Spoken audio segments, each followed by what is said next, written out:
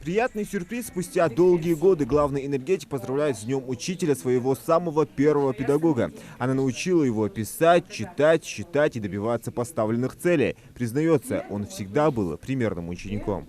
Время ностальгии. 93-й год. Для учительницы Марем Цичоевой это был первый класс. Сразу столько воспоминаний при общении со своим уже взрослым учеником.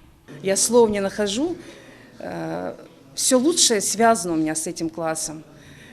Потому что это первые шаги, первая работа, первые дети.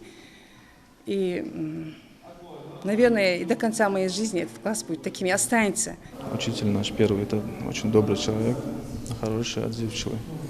Он всегда подходил к каждому ученику индивидуально, объясняла все, показывала, как это делать.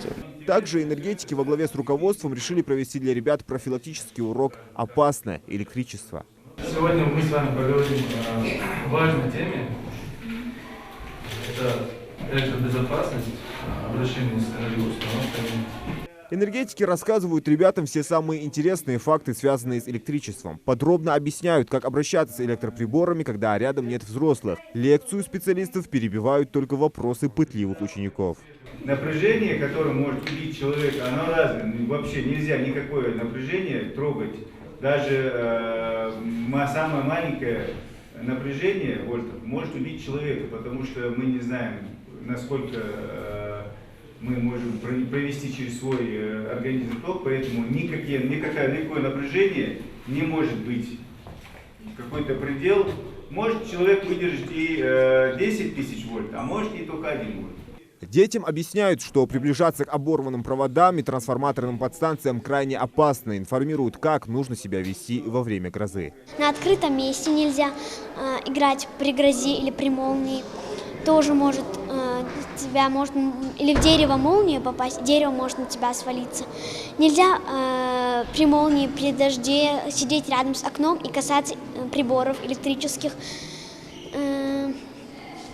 Еще, когда прибор там, если ты увидел на земле провод какой-нибудь, тебе нельзя к нему прикасаться.